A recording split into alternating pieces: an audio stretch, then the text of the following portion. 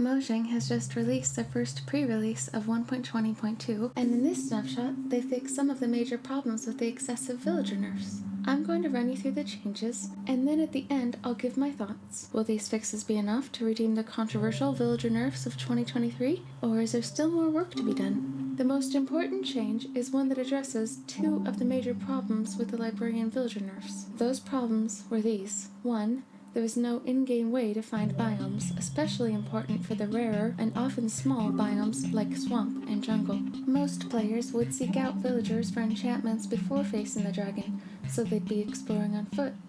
That makes finding biomes very difficult and very dangerous in early game.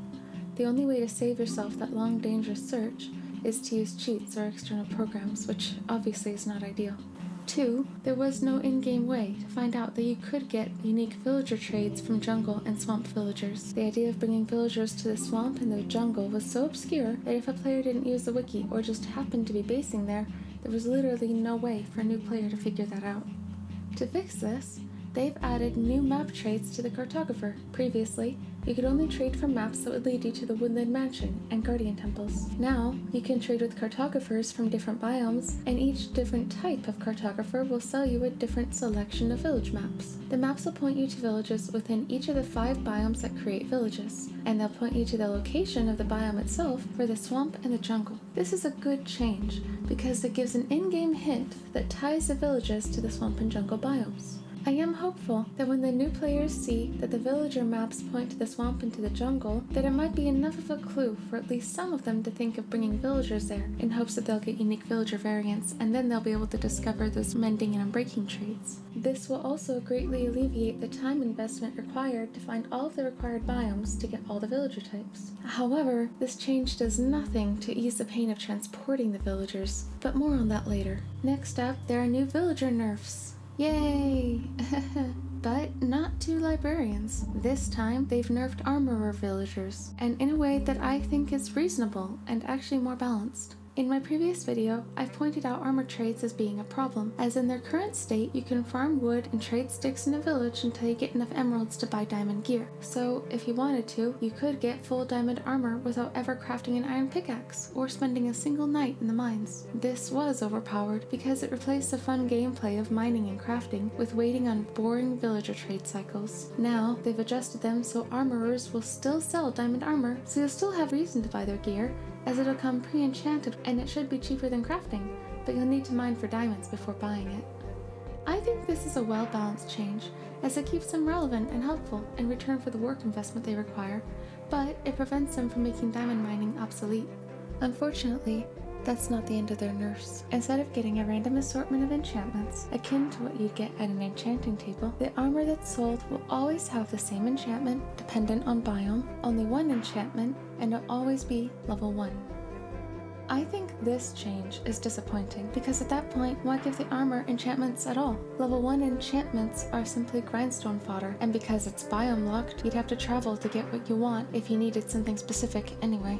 It's almost like they wanted to remove the enchantments and the armor completely, and they're just leaving a single level 1 enchantment as a token to stave off even more outcry about these changes. Personally, I think that the work you need to do to gather, breed, and level up master level armorers more than warrants getting the random enchantments we do at present, and I think it's a pity, because you'll be losing that rush of excitement that you get when your armorer comes up with something really useful, like Feather Falling 3. Instead, now, it doesn't really matter where you go, you're just going to be erasing the enchantment anyway, which honestly removes the entire point of having biome-specific enchantments at all, because they're so useless, why bother?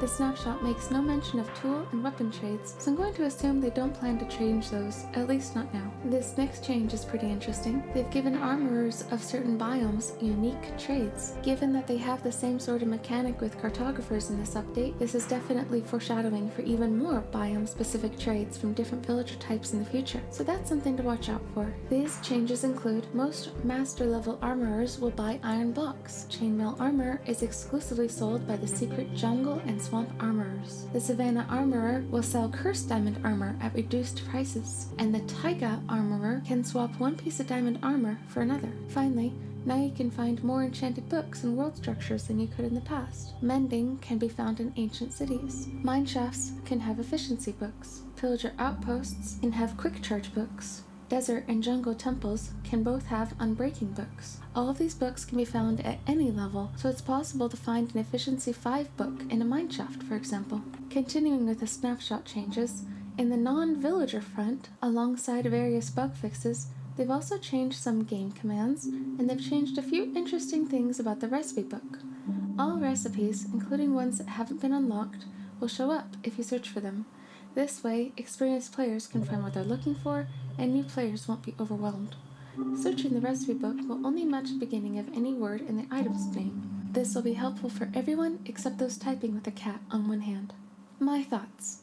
Now, given these villager changes, does this solve the problem with the excessive villager nerfs that threaten to destroy the game? Absolutely not. Being able to locate these biomes in-game and having some sort of hint that the swamp and jungle might have something to do with villages is certainly steps in the right direction, but these don't address the core problems of this update, which include people don't want to be forced into this system, and villagers are the most frustrating and tedious thing to interact with in all of Minecraft. They have minds of their own, and they are master escape artists. Dragging villagers all over the map is like taking a family road trip across the country when you have 6 children and they're all under 10. It's a recipe for exhaustion. Anvils need their limits raised to allow more leeway when enchanting with the smaller books will be available for trades like efficiency, sharpness, etc. Without changes such as this, calculators will become indispensable. Finally, C.1. People don't want to be forced into the system.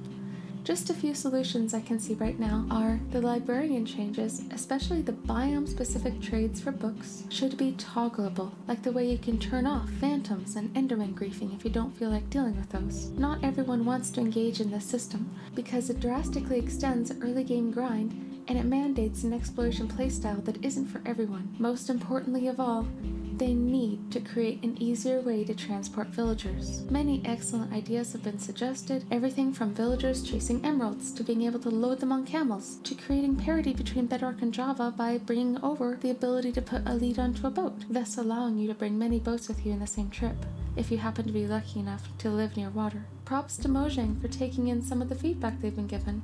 I hope we will hear that they've implemented even more of these suggestions soon. Thanks for watching. I have a video essay on whether or not enchanted boat trades are overpowered. Feel free to check those out, and I'll see you next time. Bye!